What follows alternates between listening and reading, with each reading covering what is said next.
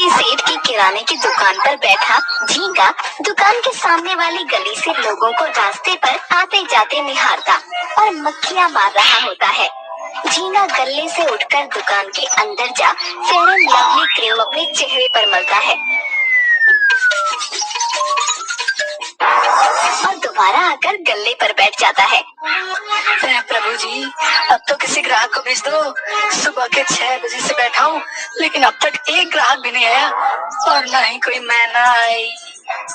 झुमरी इकलाते हुए झींगा की दुकान पर आती है। क्या सेवा करूं? आप तो बड़े दिनों के बाद हमारी दुकान पर आई है। तो क्या मेरी सेवा करेगा? कल मैं तेरे बगल वाले कल्लू हलवाई की दुकान पर गई थी। उसने मुफ्त में मुझे शुद्ध खोए की मिठाई खिलाई। अरे क्या बात करती हैं आप? वो तो एक नंबर का बेईमान है। खोए में आलू मिक्स करके बेचता है। रुक जाइए आप, मैं असली माल खिलाता हूँ। झींगा अपनी दुकान की भरनी से नान खटाई के बिस्कुट निकालकर झुमरी को देता है।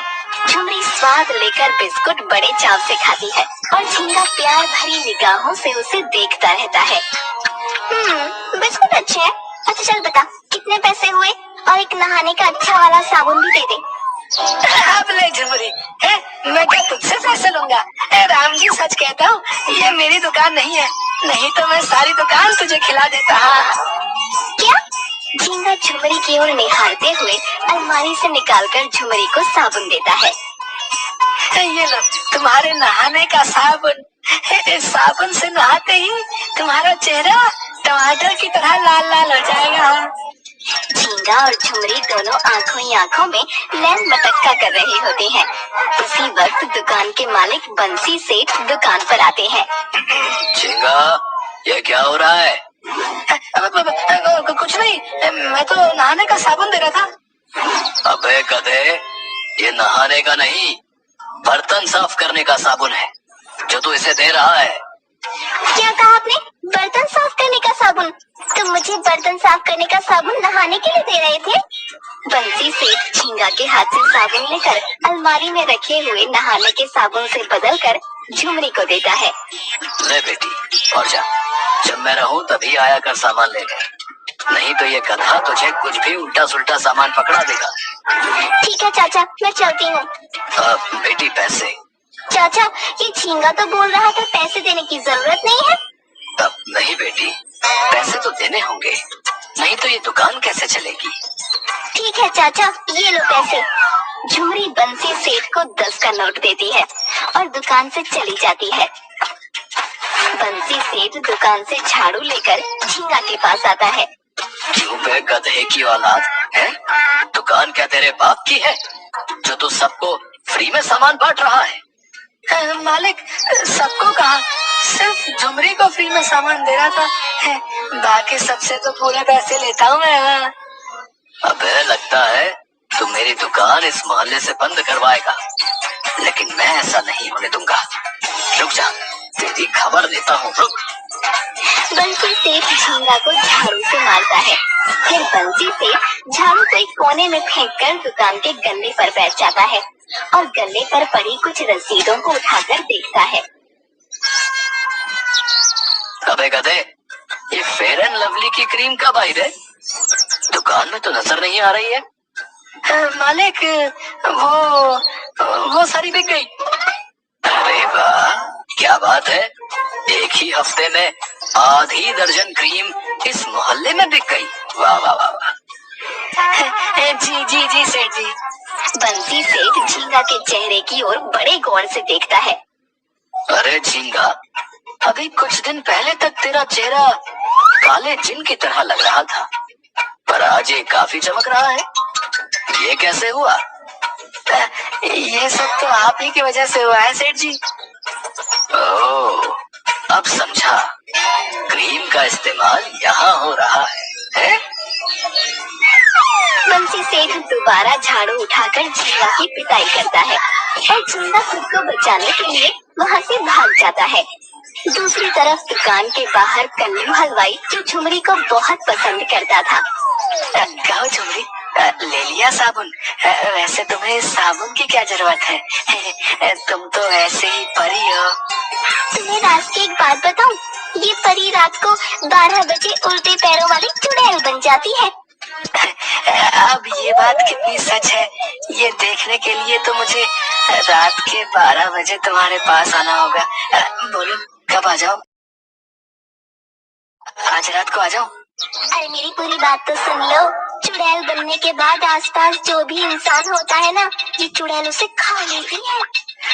तुम एक बार सेवा का मौका तो दो, मैं तो उसके लिए भी तैयार हूँ। लेकिन मुझे सड़ी हुई चीज पसंद नहीं, इसलिए तुम्हारा नंबर आज क्या कभी नहीं आएगा। गुस्से में अपने घर चली जाती है। झुमरी के घर पर हरी अपनी माँ और पिताजी के साथ कुर्सी पर बैठा होता है और झुमरी की अम्मा हाथ में पंखा लेकर नहीं होती। आज ही इस बिजली को जाना था, कमबख्त गर्मी बहुत पड़ रही है। सही कहा आपने, अब तो ऐसा लगता है जैसे गर्मी नहीं आग बरस रही है। तभी कुछ औरतें झुमरी को दुल्हन की तरह तैयार करके वहाँ लाती हैं और हरी के सामने वाली कुर्सी पर बिठा देती हैं। बेटा झुमरी, हरी को चाय दो। हाँ माँ, देती हूँ। झुमरी केतली से निकालकर चाय हरी और उसकी माँ और पिताजी को देती है। झुमरी बेटा, तुमने बहुत बढ़िया चाय बनाई है। हमारी झुमरी में कई गुण हैं। हमारा हरी भी बहुत गुणी है, ये गाना बहुत अच्छा गाता है। बेटा सभी को अपना गाना और चम्मच छल्लो वाला सुनाओ तो सही। अरे रहने दो ना माँ। हरी के बोलते ही सबकी नजरें हरी पर होती हैं। सुनाना बेटा, कितना अच्छा गाता है तू। अत्ता तो सुनाता हूँ। ओ तम्मत तल्लो, ओले ओ तम्मत तल्लो, ओले ओ। उसी वक्त बिजली के आ जाने से तेज पंखा चलने लगता है और हरी के सर पर लगा हुआ विग उड़कर झुमरी के हाथ में आ जाता है। सभी आश्चर्य से हरी की ओर देखने लगते हैं और खुद की हंसी को रोक नहीं पाते। हरी जल्दी से अपना विग झुमरी के हाथ से लेता है और वहाँ से भाग जाता है। उसके पीछे उसके माँ बाप भी दौड़ते हैं। अम्मा, तुम्हें मेरी शादी करने के लिए गंजा मिला क्या? मुझे माफ कर दे बेटा, मुझे क्या पता था कि वो गंजा है। जब हम लखनऊ तुम्हारे मामा के घर शादी में गए थे, वहीं पर इस गंजे की माँ से मेरी जान पहचान हुई थी और ये गंजा भी तो वहाँ पर था। तभी कल्लू हलवाई झुमरी के घर आता है। कल्लू झुमरी और उसकी अम्मा की सारी बातें सुन लेता है। अम्मा, अम्मा बाहर आओ। आई, लगता है कल्लू आया है, मैं उसके पैसे देकर आती हूँ अभी। हाँ बेटा, ले तेरे पैसे। अरे अम्मा, तुम भी कैसी बातें करती हो। एक तरफ तो बेटा बोल रही हो और दूसरी तरफ पैसों का हिसाब लेकर बैठी हो। तभी अंदर से झुमरी आती है। तो यहाँ पैसे लेने नहीं तो क्या हमारा हाल पूछने आया है?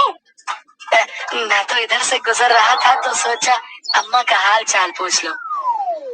तो अपनी बकवास बंद कर और मुझे सब पता है तू यहाँ क्यों आया है। अरे झुमरी, तू अंदर जा, मैं अभी आती हूँ। कल्लू, ये ले बेटा तेरे पैसे। अम्मा मुझे माफ करना, लेकिन मैंने तुम्हारी और झुमरी की सारी बातें सुन ली। वैसे तुम्हें झुमरी की शादी के लिए इतना परेशान होने की क्या जरूरत है?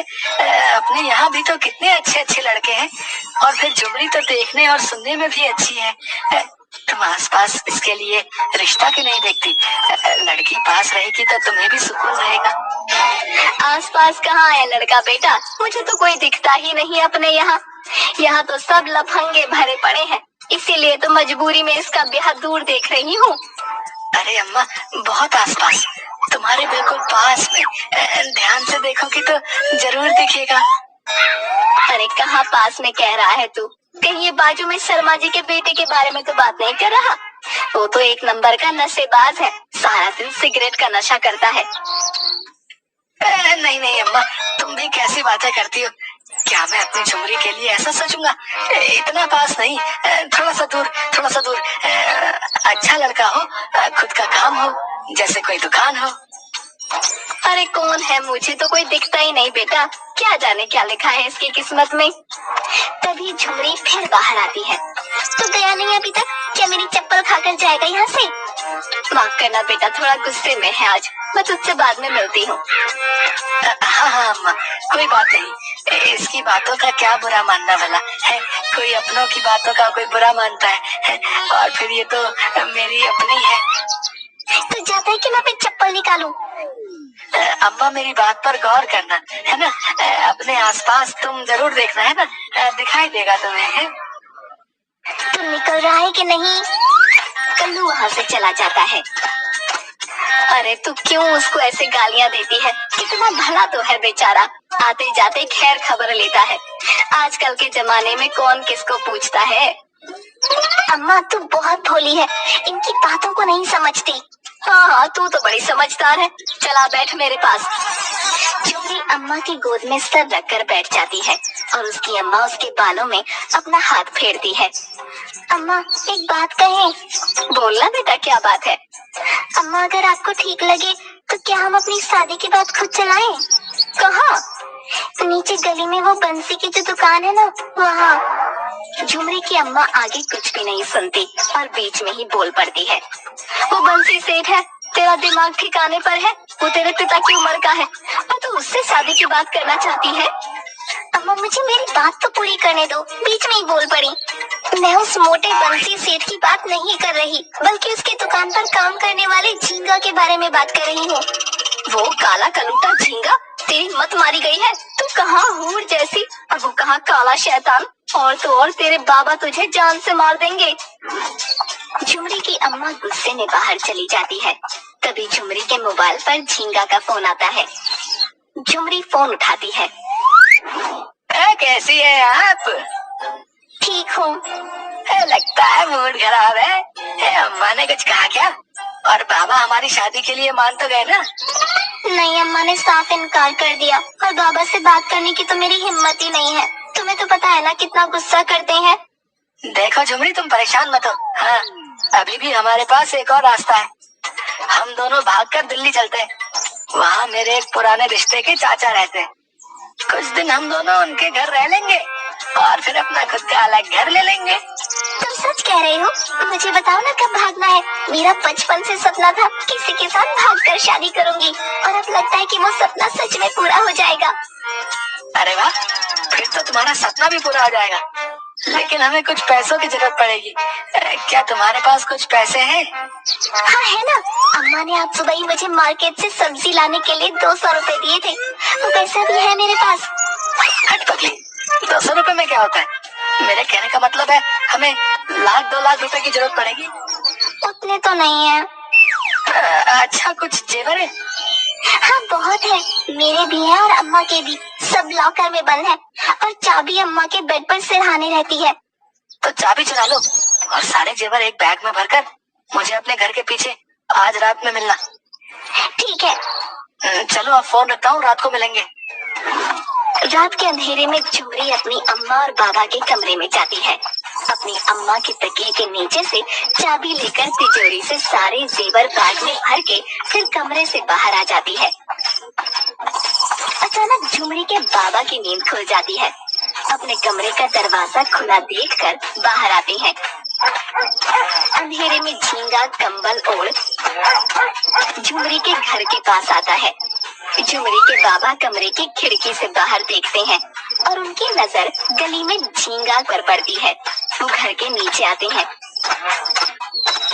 लेकिन उन्हें वहाँ कोई नहीं मिलता, क्योंकि झींगा और झुमरी दोनों घर के पीछे चले जाते। क्या चोरों की तरह आए हो? है? तो क्या झुमरीन खान बन के आता है?